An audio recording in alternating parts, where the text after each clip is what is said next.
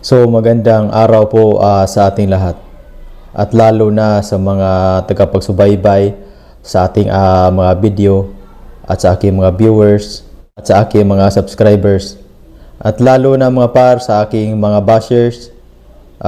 Magandang araw po sa ating lahat. So bago po tayo magpatuloy sa ating video reaction, paki-subscribe naman mga par upang palagi po kayong updated sa mga video reaction natin. So ngayon mga par, nung isang araw ay si Bongbong Marcos nagpunta doon sa NAIA upang kaniyang salubungin yung mga kababayan natin na mga OFW na galing sa Middle East na umuwi na dito sa Pilipinas mga par. So pansin natin mga par na si Bongbong Marcos ay hindi siya pinansin. Kung may nagpansin man kay Bongbong Marcos mga par, ilan lang. So sa karamihan mga par ay deadma lamang si Bongbong Marcos. Parang tingin nila ni Bongbong Marcos mga par ay isang ordinaryong tao lamang at wala na silang paki kay Bongbong Marcos. Kahit kakamayin lang si Bongbong Marcos mga par ay walang nangyari. So nakakaawa si Bongbong Marcos na parang hindi na siya importante sa taong bayan, parang hindi siya importante sa mga OFW mga par.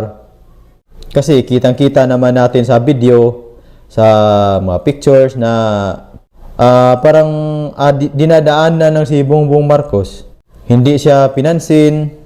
So ibig sabihin mga par ay yung mga OFW ay hindi na siya, marami ng mga kababayan natin, mga Pilipino na ayaw na kay Bongbong Marcos mga par.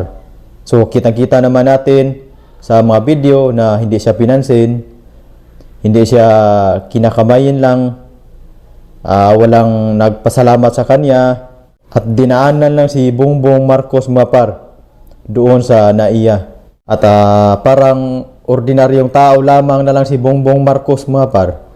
Pero yung ibang tao na magalit sa atin kasi daw fake news daw tayo, kitang-kita naman natin mga par, hindi naman tayo bulag, na nakikita naman natin sa dalawang mga mata natin na hindi pinansin si Bongbong Marcos doon sa NAIA. Wala nang nakagusto kay Bongbong Marcos. Tanggapin na lang ninyo mga par sa mga supporters kay Bongbong Marcos na wala na siya. Hindi naman siya maging presidente mga par kung hindi siya nakiktandim kay Sara Duterte. Hindi siya maging presidente kung hindi siya lumapit sa mga Duterte. Yun po ang totoo mga par. Kaya yung iba na anti-Duterte magagalit sa atin. So nasa inyo po yan. Kung magagalit kayo sa akin, magagalit kayo sa amin, sa mga Duterte supporters. So totoo naman po yun. Makita naman natin sa actual, makikita natin sa video na kung saan-saan pupunta si Bongbong Marcos, konti na lang yung parang konti na lang ang pumansin sa kanya. Hindi katulad kay sa Duterte. Kapag si Duterte ay dumating, kahit saan magpunta si Duterte or si Sara Duterte, parang tuwang-tuwa yung mga kababayan natin. Kapag si Bongbong Marcos, siya ay magpunta kung saan-saan, didma lang si Bongbong Marcos mga par. Yun po ang totoo. Kaya sa mga Bongbong Marcos supporters dyan, wag nyo po akong sabihan na fake news. Hindi naman fake news mga par. Totoo naman yung sinasabi natin na wala nang nakagusto kay Bongbong Marcos. Marami nang nagagalit sa administrasyon na to. So paano na lang mga par si Leni Robredo kung lumapit siya kay Bongbong Marcos sa darating na 2028 na maraming nagagalit kay Bongbong Marcos. paano na lang si Leni Robredo mga par kung lalapit siya kay Bongbong Marcos tapos hindi ma-impeach si Sara sa lower house, so